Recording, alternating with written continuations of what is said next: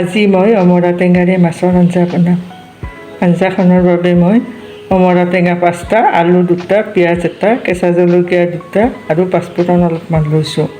মাছ লৈছোঁ 5 ডোখৰ। এইখিনি মোৰ আঞ্জাখনৰ বাবে ৰান্ধিবলগীয়া উপকৰণ। এতিয়া মই অমৰা আৰু আলুখিনি কুকাৰত বইল কৰিম। এতিয়া মাছখিনি মই নিমখ হালধি দি সানি ল'ম। হালধি মই 1 চামুচৰ অলপ কম দিছোঁ, নিমখ দিছোঁ 1 চামুচৰ অলপ কম। এতিয়া মই মাছখিনি ভালদৰে সানি লওঁ। বইল কৰি লোৱা অমৰা আৰু আলুখিনি এনেদৰে অলপমান পানী দি থপথপীয়া কৰি সানি ল'লোঁ।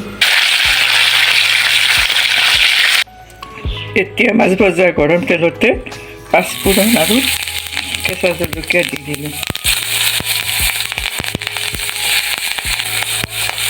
পিঁয়াজ দিছোঁ।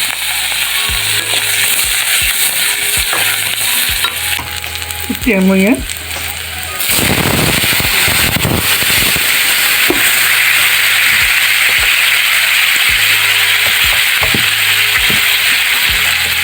নিমখ সানিছিলোঁ আৰু পিটিকা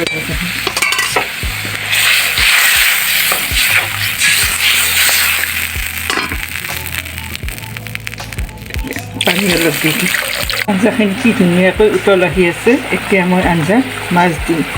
আমি যিহেতু 2জন মানুহ, 2জনৰ বাবে মই 2 পিচ তাত মাছ দি দিলোঁ।